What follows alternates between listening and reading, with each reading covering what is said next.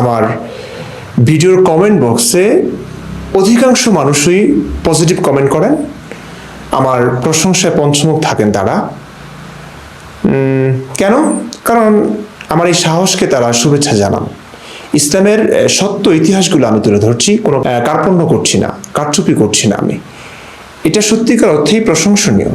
অন্য কেউ করলে আমিও একইভাবে তাকে শুভেচ্ছা জানাতাম, তার এই সাহসকে, এই উদ্যোগকে। সেই কারণে তারা আমার প্রশংসা করেন, আমাকে ভালোবাসেন তারা। তো এই যে আমাকে যারা ভালোবাসেন, আমার ভিডিওর কমেন্টে যারা পজিটিভ বার্তা দেন, হ্যাঁ, আমার প্রশংসা করেন, তারা তো নিঃসন্দেহে কাফের।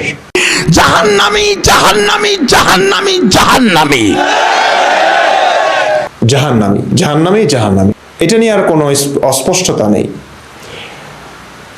আমি যেটা বলতে চাচ্ছি এখন, কিছু মানুষ আছেন আমার প্রাণপ্রিয় মুমিন ভাই বোনেরা, তারা আমাকে গালি দেন।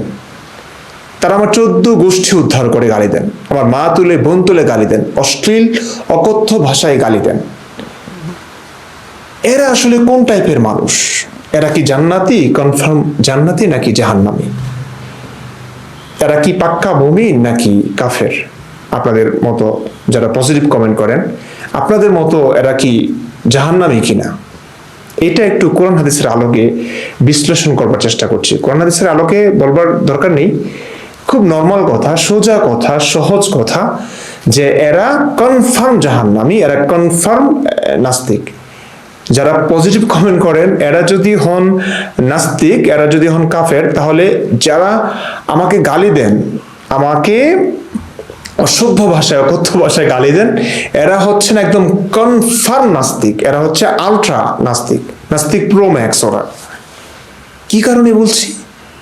দেখুন, আমার সমস্ত কথাগুলি কোরআন হাদিসের কথা, আমাদের প্রিয় নবীজির আদর্শের কথা।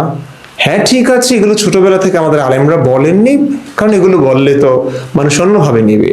1 ঘন্টা ওয়াজ করলে আর লাখ লাখ টাকা নয়, মানুষের জুতার বাড়ি খেতে হবে এবং মসজিদগুলো তালাবন্ধ হয়ে যাবে। সেই কারণে তারা এই কথাগুলো বলেননি, লুকিয়ে রাখা হয়েছে। অনেকে বলছেন যে আমি কি ভিন্ন হাদিস দেখাই নাকি? ভাই, এই ফিলিংসটা, এই অনুভূতিটা একটা সময় আমাদেরও হয়েছিল। কি রে, এই কথাগুলো কি আসলে নতুন নতুন শুনছি? কারণ আমাদের কমেজ সিলেবাসে এগুলো খুব একটা গুরুত্বের সঙ্গে পড়ানো হয় না। সত্য ইতিহাস, হাদিস সহিহ, কিন্তু এগুলো পড়ানো হয়নি, কিংবা ওইভাবে পড়ানো হয়নি।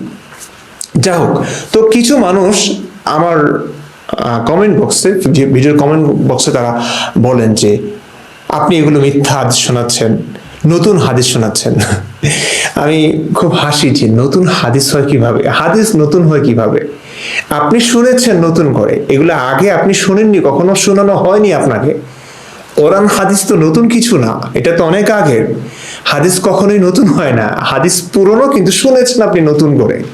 এই কারণে আপনার বিশ্বাস করতে কষ্ট হচ্ছে। তো আপনারা সেই কারণে আমাকে গালি দিচ্ছেন অসভ্য অকথ্য ভাষায়, মা তুলে বোন তুলে। এটা স্বাভাবিক, আপনাদের জন্য অনুভূতিতে আঘাত পাচ্ছেন, দিচ্ছেন। আল্লাহ রসুলও কিন্তু গালি দিয়েছেন, হাদিসে আছে। তিনি আরো অশ্লীল ভাষায়, এখনকার মুমিন মুসলিম ভাইয়েরা যে ভাষায় গালি দেন, এর চাইতে অশ্লীল ভাষায় আল্লাহ রসুল গালি দিতেন। বাপের লিঙ্গ কামড়া হাদিসে আছে, এমন গালিও তিনি দিয়েছেন। বানরের জাতি গোষ্ঠী, হ্যাঁ, এই কথাও তিনি বলতেন।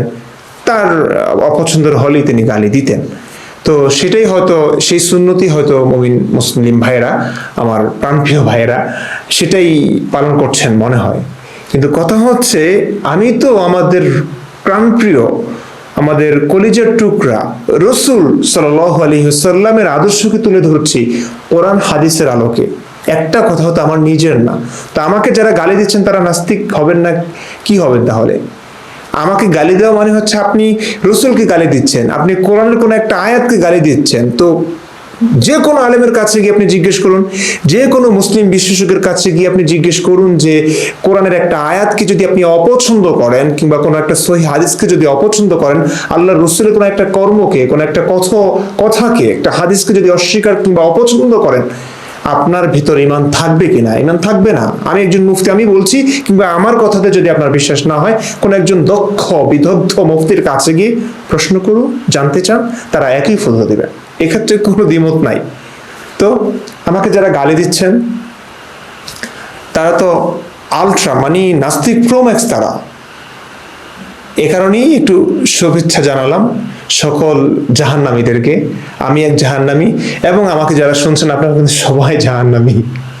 ভালো থাকুন, সুস্থ থাকুন, আমরা একসঙ্গে জাহান্নামে গিয়ে ভালোই থাকবো আশা করি, কারণ পৃথিবীর সমস্ত জ্ঞানীগুণী মানুষরা কিন্তু জাহান্নামে যাচ্ছে। আর যত মানে নাদান মূর্খ, হ্যাঁ, শুধু আবেগ আছে এদের, লাফালাফি করে, কিচ্ছু না জেনে না বুঝে, তারাই জান্নাতে যাবে। তো আসলে ওই জান্নাত চাই না আমি। তো আমি জাহান্নামী হয়ে খুব খুশি আছি, এবং আশা করি আপনারা সকলেই সুখে আছেন, খুশি আছেন, খুশি থাকুন, সুখে থাকুন, এই প্রত্যাশা এবং কামনা ব্যক্ত করছি। ভালো থাকুন।